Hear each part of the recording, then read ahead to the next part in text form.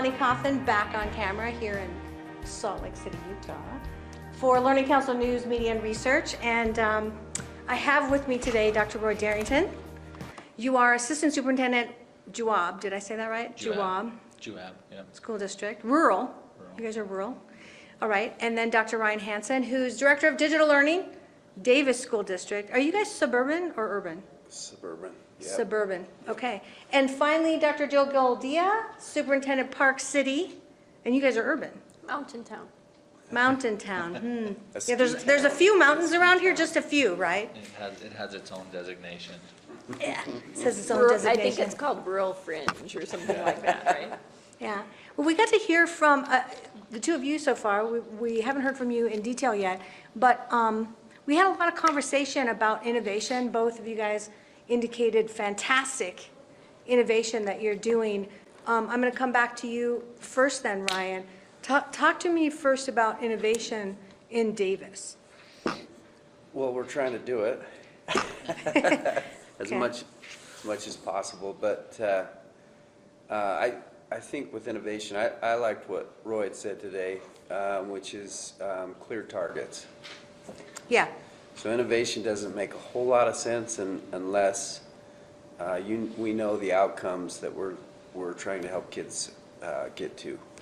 So we have a lot of work to do to clarify our targets, and then we come back to innovation. But the innovation that we're looking for right now is, and it hasn't changed in the last 15, 20 years in education. It's being able to see where kids are and have a conversation about the intervention that they may need, or not just the intervention, but it's the PLC questions, right? It's what is it we want them to know? How do we know when they know it? And what do we do when they do? What do we do when they don't? So we're really looking at data analytics quite a bit. We've got a pretty strong partnership with Microsoft, and Microsoft has helped introduce us to some consultants, and it's all about dashboards. And we met Allison today, and I know her company's doing that, but can we see where kids are at? Can we see what they need? Can we have the right conversation with our professionals and meet the needs of kids? That's where innovation is for us. And how do we humanize our technology, which is what Dr. Darrington talked about today. yeah, that was awesome. Yeah, the use of technology just to be more efficient. Efficiency is not the goal. I love that you said that, because we are supposed to be in a conversation about models and workflow, right? So to go towards efficiency and only data, right, in order to inform you, is still not the ultimate goal. It's the humanity, right? Like actually touching the lives of that individual child. So I'm going to come back to you last, if you don't mind. But why don't you talk a little bit more about that from a workflow and model perspective? Like where are you going with that? So I think that starting with what is the target or the outcome that you're looking to achieve, and rather than what is our target, starting with what is parents and students' targets for themselves. Right. And so we've been really proactive in redefining success. And it's a conversation that we will happily engage with all the time, and that is that success for parents and students is almost always more than a test score. Test scores are important, student achievement is important, we want our students to learn at high levels, but even in that statement, we can't ever agree what that really means, and we attach artificial values to data points whenever assessment is created. To rank and sort, I mean, it's the beast that we created, and we're all a product of in public education. So for us, we really try to let students come in and respect that jagged profile of a learner and say, what do you value? Because you can value something different than the student just next to you. I have 4 kids in my family, my own personal children. I can tell you for a fact every one of them is 180 degrees well, I guess they couldn't all be 180 degrees, then two of them would be the same. They're totally different, and their jagged profile of what they value for themselves and the trajectory they've set for themselves is completely different. And so, you know, it would be really easy for my wife and I, who's also a very effective school teacher, and both in education, for us to say, well, it's all about test scores. Right. And had we done that, we probably would have drove 2 of our 4 kids out of education, and to them, that wasn't the target. Now, they did fine in school, I'll be honest, but what they valued for themselves and their trajectory was totally different. And so respecting that and then trying to find things to support them, whether it was providing CTE pathways or options to engage in you know, work-based learning and those type of things, that's where they found their passion. And when they found their passion there, they still managed to take care of the academic side, but really in the big scheme of things, that's meant very little to them in their trajectory and their path that they've chosen. So now, for my own children, that they're starting to get that place where they're coming out of college, I'll have 3 of them that graduate. One's graduated, 2 of them graduating this year. To watch them, the ones that didn't really care for the education part, it had no bearing on them. Like, that really didn't impact. It was all the things that they were allowed to pursue that really were not celebrated by anyone in a traditional educational setting have served them the best. And they're going into careers, finishing, you know, top of their class, and it has nothing to do with, like I say, that educational for them. Others it was. My oldest son's an engineer, and he was very much about, you know, that first child. He is a very typical first child, and test scores were all he cared about. Which, the sad part of that is there's probably some life skills and dispositions that he probably could have benefited developing, but to be an engineer, he makes a perfect engineer, just no personality. He's never going to see this video. I'll show it to him. I'm going to make sure. This is yeah, there's nothing. Well, you said a lot there, so let me just unwrap it, and then coming back to you, just a little bit. You used the word academics, and then your word testing, and education distinguished from academics. So I think you're onto something here that's leading back to like what we measure versus what people get out of what we measure. And I think what we measure right now is mostly memorizations and computations, and not education, Right, which is what people value. right. And I think what's actually happening because of that, and it's happening very quickly, mostly because of the pandemic, but there's a lot of other factors, cultural change, everything else, is people are saying to themselves, I want an education, and I don't care about your testing or your academics or your computational or memorizational skills that you're measuring, right? I don't care about that, right? You measure to your heart's delight, but I don't care about that, right? I care about my own trajectory, unless I'm an engineering kid. Unless you're an engineer, Yeah, that's not and then important. then you want this. Okay, so I don't think public education will survive catering to engineering kids alone. So I think this is a model conversation. Okay, so now I'm going to throw it at Jill and see what she says. About This model conversation and academics versus testing versus true education adapted to the individual person. I mean, we're at friction here. We're at friction here in our model against everybody but the engineering kid, basically, right? So I think what I've noticed as an educator and an educational leader is that the children, the students who see the connections among and between content areas Right. seem to do better across the board. However, we have divided content areas and age groups and all of these different conventions that we have to make the linear schedule work. Yeah. But that's not the way so if we designed to maybe allow that more with work-based, real world projects, things that we have PC Caps up in Park City, really phenomenal partnership, right? To be able to get real employers to come in and do projects with kids, give them like an internship experience. Yeah. So we find that kids who have those experiences, we know they are doing better overall. So why isn't the redesign starting around that, starting around the fact that, hey, we can see those are the kids that are the National Merit Scholars, actually, and they are the kids who are, excelling. So yeah, but I think today what what is so interesting is you really are setting the stage for a big transformation conversation and saying to us and having us process the fact that it can't just be these little steps that we've maybe been dabbling in. You know, it really has to be that mindset shift. Yes. Because that is the only thing that is going to re-engage Yes. folks into. Into a true transformation, so that you can actually be the structure needed, the model needed to execute rather than try to backwards engineer something that you're stuck with, right? I mean, you're stuck with a sort of a bureaucratic manufacturing model. Everybody's in a whole group, and they keep whole grouping. Okay, now let's individualize the whole group. It's kind of like I'm frictioning against what I'm doing this every day, and then I want to go the opposite direction, and it's just creating friction. In other words, you're not built for where you want to go. I do think in Utah, like other places, I do think we are experiencing all of the things that you're talking about, you know, the legislative kind of view of what education maybe is or should be.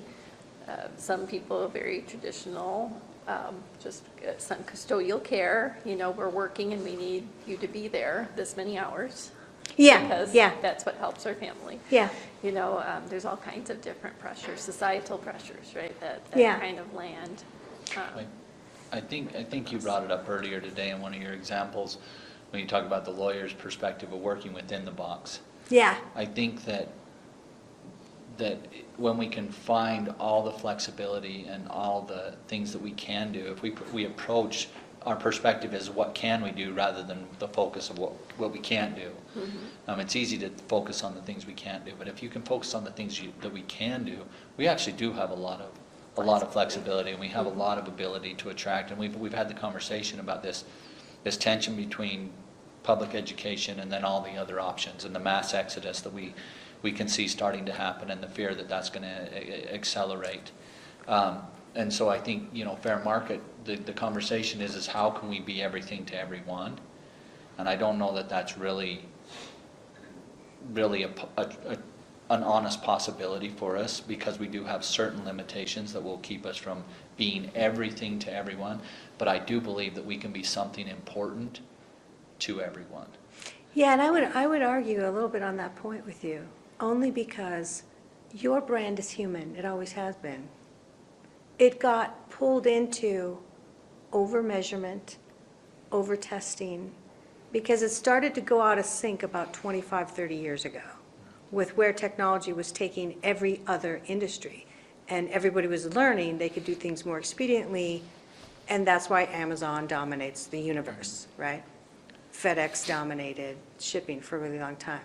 So the out-of-syncness has kept going to the point where it's loud now. It's like a cacophony of mess, right?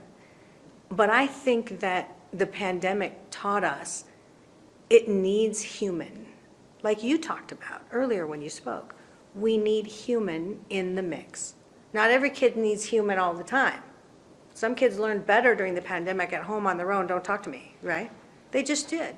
But there's other kids that curled up in a ball and did really poorly because they need the energy of the other humans around them to instigate them into interest in learning, okay? That's always going to be true. That's always going to be true that maybe both parents leave the home, but there's a lot of them that never leave, and the kid's the only one leaving. So they do need flexibility. It doesn't mean that that kid with the two parents who work from home needs to leave his home every day, maybe twice a week, right? But you're not built to accommodate that, right? And you think you got laws and rules. Here's the great thing about Utah, so I'm going to kick it back over to you guys to talk about this, but you have Senator Howard Stevenson, who's not in the legislature anymore, but would probably be more than quite willing to draft what you'd need, right, to push up the chain of command. You have to get all your boards on the thing. But you're living in one of the most innovative thinking states legislative, all of them. You really are, right? Like this is a miracle. It's a miraculous thing. You're already leading the nation in many things, just with what Senator Stevenson put out there. So I'm going to bring it back to you guys to talk about, what we were just saying is humanity versus not, thinking maybe you can't be all things. I think you can. I want to hear, refutation, right? Is it okay if I go her first? Yeah. Can we be all things to all people? We try. We try. But I do think it does mean innovative models, and I do think that is the answer, right? Because I do think we have to think about place and pace and partnerships and proficiencies and all the Ps, all the Yeah, yeah. words, all the acronyms. But I do think that there are, up by us in Summit County, it's not my district, but the neighboring district has Silver Summit Academy. Again, Yeah. innovative model, it is not a charter, it is a public school, but it is basically designed for those families who are kind of homeschool families that don't need the school building every day. And so the kids can come 1 day a week, or they can come 4 days a week. They kind of have that flexibility, K-12. Wow. And there is, the ability to access what you need when you need it with a bunch of digital partners, humans that are there when needed. So you could see that school pilot some of the models and the matrix that we talked about even today, because they're already doing a lot of those things. And that's a public school, no charter, just the regular school district's school. Yeah, so it's this perfection of the human intersection is the question. And you weren't here when we were talking about ChatGTP, but it's an awesome conversation. Yeah. And, Filter blocks at them, our filter. yeah, she loves talking about it. I do. And we've tried to embrace it, that's been our, Yes, oh, good. So your filter does not block it. not yet. So You I should need talk your- to the superintendent. I need your filter configuration. But I mean, imagine if you had an AI for time and space use. This is where we think things are going. So it's a dimensional AI rather than a data structure AI, which is what ChatGTP is. ChatGTP, in my opinion, is a super hyper browser. Google, yeah, Yeah. it's a fancy Google. Yeah. Yeah. So what is your thoughts on Could You Be All? Could you change the brand to actually offer true personalized pathways for every student, flexible schedules? What is your thought? You're a much bigger place than we are. We are bigger. Yeah, that's a good question. I don't know. I see your mind. I see what happens with you. You just ran a list like this. Chicka, chicka, chicka, chicka, chicka, chicka, chicka. I can't. So you went automatically, tell me if I'm wrong, into what would be the barriers? So I think, I kind of came up in education where at the time, as a teacher kind of, and then I moved in especially as an administrator, and then in a Title I school where it was all about, back to Roy's point, it was all about getting kids to a measure. Yeah. And our public school system is still there. And I don't know what's happening in other parts of the country as much as I do here. But with the recent legislation in Utah, they've created a place for education that's totally independent of the public school system intentionally. And there's not that measure there. And so we would say as educators, well, there's no accountability there. But we've been pushing against the accountability as educators for decades now, saying this isn't the right thing for kids. So now there's a place where you don't have to have it, but we're not necessarily included in that. Yeah, you're not allowed. How mean is that? That's Yeah. like being the kid who's like, you got to do all your chores, but this kid doesn't have to. Like, how fair is that? Yeah, it's an And unfair it's really thing. not about fairness, it's really about what's gonna be the best thing for kids long term. And is less time in public education better for most kids? Or so here we have to come back and say, well, what's really the target we're after? What are the we need to have those conversations as communities, and then come at it in a way where it's not these guys do this and you guys do this, but how do we bridge those gaps and really meet the needs of kids where they're at? I don't think government can ever give everybody exactly what they need, and public education is a great government institution, but it's still government. But communities can.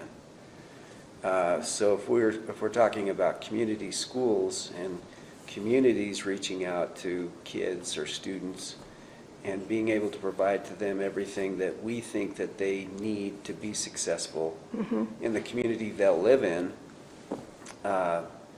then I think we can do that. I like that, because where you just went is a model shift, because it's not monolithic thinking. Like, I'm the school person, I'm the leader, I'm the fierce, warrior of the superintendent, blah, blah, blah, and I'm gonna lead, and here's my motto, right? It's going, I am the node of a greater network. I am just a node, and I serve this, not just the students, but my whole community. I think that is where a lot of the culture of big business has had to go, right? Some of them are kind of screwing it up a little bit, but, being a node and not a monolithic bureaucracy is a thinking pattern shift. I haven't heard very many places, so I'm kind of proud of you on that one. Just saying. Well, thanks. Yeah. I'm still not sure what I just said, but It was really good, Ryan. Just That's go good. with that. I'm Just gonna go go with with that. It's Just on go with video. that. It's on video, so yeah, here's what so. I do know, where we've been most successful lately is in engaging the business community and having them come in and say, and this is kind of a CTE thing we've been about, but they help us set the standards that they need our students to leave our system with. Yes, And that's where we've started to get some pathways that are really effective. good. I don't know that those pathways right now are what we would say are core content areas, right? I don't know if a kid does well in language arts, what does that connect them to? So there's a little bit of disconnect there. We need it because we need whole person, or, whole people. Yeah, We need literacy to give access to all these other things. We need math to give access to all these other things. We need science as a way of problem solving. We need history so we don't repeat it. But those might not be pathways into, those are supportive elements to some of these career pathways that we've had some success with. But I like where your mind went, because that would be my next thing having to do with the model and workflow, which is a deeper level conversation than we've had in the rest of this day, which is, I do believe that what the market is doing in the purchase of all that we track, the digital curriculum things, what the outside consumer world is doing is it's learning how to build a house on YouTube and learning how to, put in a hot tub and, learning how to code and everything else, from buying a subscription maybe to Tinker, who's here today, right? But they're bypassing the big four core, okay? So they're questioning not just the how, but the what, okay? And yes, I think we've had these four subjects for 250 years, right, as core. Everybody's got to learn these, okay? But the why behind them has melted away in the minds of the public. So I think that has a lot to do with the branding of public education, and it's a deeper level of conversation than the model. It's a, why are we doing this, right? And we try to tell teachers, like, make it relevant to them, blah, blah, blah. And they don't connect, and it's like a big messy thing, right? So let's talk about that next. So how do you value humanity when we've made every effort, like intentional efforts, to pull the humanities out of our curriculum? Mm-hmm. Like that speaks to that efficiency model. Yes. Like, we want to get our biggest bang for our buck, but what we value is the math, the science, and music and art and theater and literature and Latin and philosophy. Those are classes that don't readily exist, and nobody's working hard a lot of times to make sure they exist. But those classes were meant to speak to educating what is humanity, does it mean to be human, what does it mean to be, here on this earth and participate in this grand experience, whatever it is. And we're paying the price now. We are. Because if you don't know it, how can you value it? And if you don't value it, you're definitely not going to see it in the public schools. But we talk about this tension between what education, public education is, and what it could become or what it might become because of the fair market conflict, but you're not playing by the same rules. We are still we can make flexible schedules, but as long as we're bound to certain number of credits for a diploma, that becomes, those are things that we have acted upon us. We don't get to change those. We can scream and yell to ask for them to be changed and try to put tension on our policymakers. But that does create at some point a certain box that we live in. And within that box, we can do lots of creative things. But the other side are people that don't have to play in that box. And they oftentimes are craving those things. And we can put those things back in the form of electives and opportunities and that. But the system, when we talk about it as a model and as a system, you have to account for it. Somebody has to open their mouth and say, this is important. And this is why it's important. Well, yeah. And it has to be something that you put out there, and that is a struggle. And we do see that heavily in the other alternative that people can choose for their students, or students can choose for themselves for education now that exist, that are putting a bigger emphasis on those things. Yeah, And like art schools they yeah. can readily do it. And we talk about parents, when the students go into those systems don't have to be good. Those systems just have to be good enough. And good enough means the parents are happy with the experience that their kids are having. They don't have to be good enough. Everything we do currently on our side, in our box, has metrics tied to it. I don't get to not do well with my special education population. No, it's law. It's law. It's, and I don't get the opportunity to not just throw students that are struggling or not making appropriate growth out the window because I have to fall into school improvement or those type of things. So our good and their good are totally different things. Different markets. Different markets. That's like, if you use Amazon as a great winner, well, how would Amazon compete if we allowed Temu to come in and we didn't charge Temu any taxes? They didn't have to do any of the rules or follow any of the rules that Amazon did. We set Amazon up to fail against a fair market competitor because we made different rules for them. And that's kind of where we're at. So when I say work within the box, we can't ignore that we do have limitations within that box. We do, but within it, we can also be as creative, as Yeah. competitive. Yeah. There's tons of room. I agree with you. I don't want to downplay what we do have, because I think we fall short in most traditional settings. Yeah. We fall, horribly short of what we could do. And we fear what could be for what we have. That's just human nature. So we're not great risk takers. We could do better at that, but at some point we still have to acknowledge and be aware of where those boundaries exist. Yeah. And, Yeah. and that's still one of those things that would level the playing field. Yeah, I love that you're saying that, and you just took the whole conversation even one level deeper, but I'm gonna let you guys say some things too. I think a little bit of what we're starting to get at in this conversation is purpose of school. And I think that's one of the issues in the U.S. is I don't think in the United States there is a Agreed upon norm. there's a historical, history of what is public school, right? But not necessarily the purpose, right? So is it time to revisit that? What is the ultimate purpose of Yes. Why are we doing this? What is happening? pre-K-12? Originally, it was just to get the kids off the farm, and so they would learn enough to be appropriate in, if they went to work for a manufacturing plant. But they were all let out at summer. I mean, we have Echoes still where we Right. let them out at summer to go do the harvesting, and they're not doing it right, not anymore. They're not out there driving the combines Well, like in North Idaho, Dakota. they do pick up some potatoes. Yeah, they pick up potatoes in Idaho. Yeah, so, okay, so your comment on all this.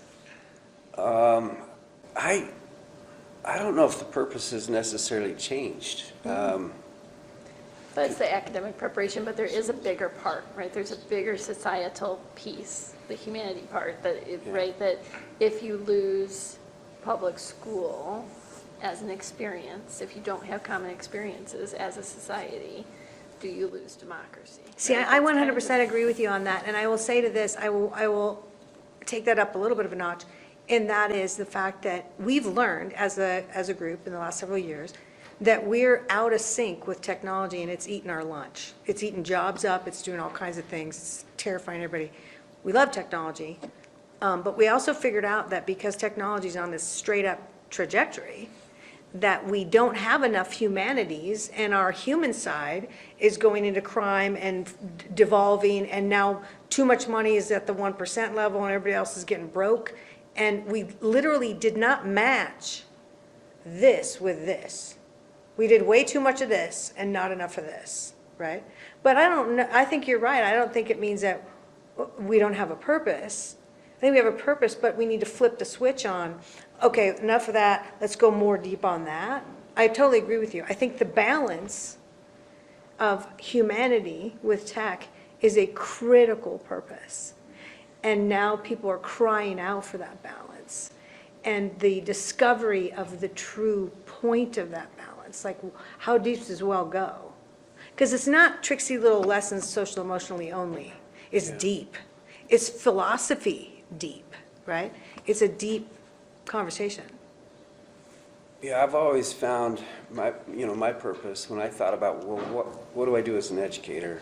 I think it goes back to the Declaration of Independence. I give kids the skills, dispositions, and abilities to access their pursuit of happiness.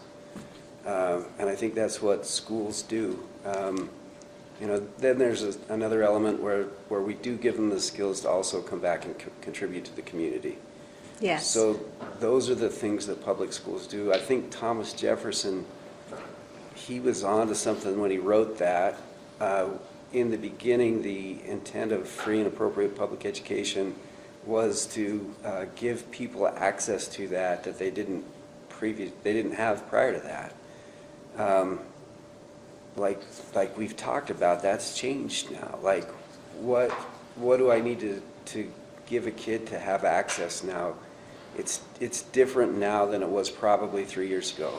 Yep. And ChatGPT, AI is a perfect example. The gold standard for English language arts was the 5-paragraph essay. This is how I communicate what I know and make a point, right? In 5 paragraphs. Yeah, 5 paragraphs. But I can do that in 30 seconds now Now, online. right, So so what's different. the point? I can even have somebody else write it, ChatGPT. Yeah. Yeah.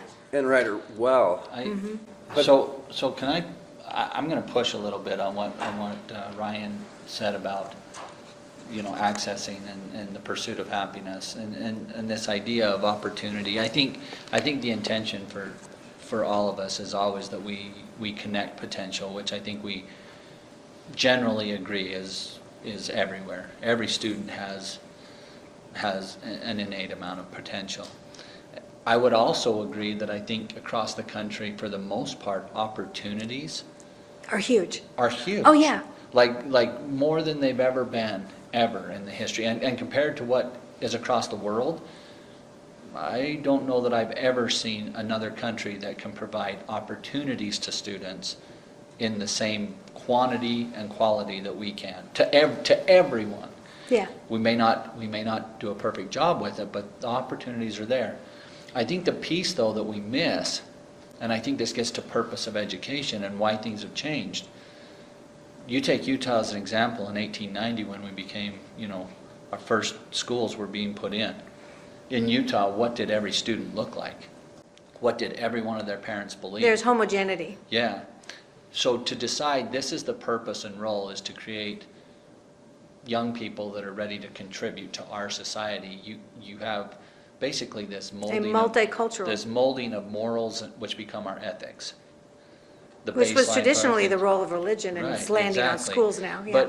But what we have now is everywhere, the idea of what is morals and ethics and what is valued is very different from one household to the next. And so where that plays into potential and opportunity, it can become a barrier or it can become a boost. And that is, what is my personal definition of success for me? And students will rise typically. It's not, opportunities are not the barrier. Oftentimes it's what do I perceive for myself as success, or what have I learned from my family, from my environment, is what is success. Sometimes we want kids to shoot way above what their families even dream is success. And if they don't make it, then they fail. Other times, we can't even begin to describe success in the way that maybe the family unit has described success. And when we can't match success with the potential and opportunities, the system itself is going to fail, not because the system is failing, but because how the student engages the system is failing. And that all comes right back down to how are we managing the human side Right. and actually managing it. Okay, so final comments, because I think we're at time. So final comment, let's come back to you, Jill. Final comments on this conversation today. Oh, it's excellent. It's an excellent conversation that I wish we all had more time to have. Yeah. Right? And I do think, the art and science of teaching, I think that also comes into play, because I think there is also that real, that is something that we feel called to our profession most often because we care about youth, we care about families, but we also like the creativity in the profession. So if everything is scripted through technology, that does not sometimes make us feel, again, what is the goal? What is the goal of teaching and learning? Is it the relationship, the instructional delivery, the support provided? equitable Where's the balance? opportunities? Let's have the humanity in there. I agree with you. Okay, Ryan, final comment. Yeah, so this goes back to an earlier comment, and it's the idea that somehow technology is distant from the human experience, and I would say it's chock full of it. Interesting. I mean, I feel like I know people via technology or digital tools that I've never met in person. I have a pretty good idea as to who Donald Trump might be, and I've never seen the guy. But lots of people talk about him, but my connection to him is through technology, and there's characters in sitcoms that maybe my kids know better than they know their own dad, just because they watch that a lot. Yeah. And those people connect to my kids. They connect to other people. So there's a lot of human connection in digital media and tools, and I think that's why kids go there, is because there is connection there.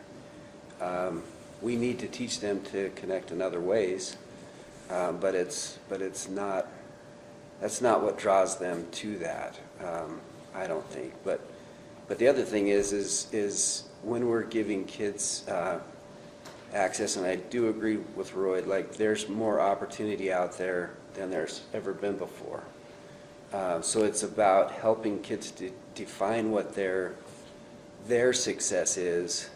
That's super hard to do, right? Like we're a room full of adults, and and I'm still thinking, we've all had conversations in our head today about what our success is, right? And how this room can help me get there. And I picked up a lot of great things today, by the way. Good. Things I hadn't thought about before, and so we're constantly doing that. But one thing we have to teach kids now that we didn't have to teach 10 years ago is digital fluency, because that allows kids to compete in that world, and there's still an element of competition. So when Park City says to Davis, we blocked ChatGPT or AI, I think We didn't block it, the filter blocked it. the filter blocked We it. did not make a decision to block it. But some people Somehow- are, yeah, right? Somehow There are some. But that says to me, and the responsibility I have to the kids and families I'm responsible for, that helps us. That gives me a tool that other kids in other places aren't. Doesn't give me the tool, but I can help my kids incorporate that into their world in a way that allows them to be competitive, where other people are going to have to catch up to someday. Right. So I got it. Thank Well, you. I think this has been a really quality conversation, and thank you guys very much for being with me. Like I said before, the people who come to these events are the best people, so give yourself a hand. Everybody give them a hand. Wasn't this awesome?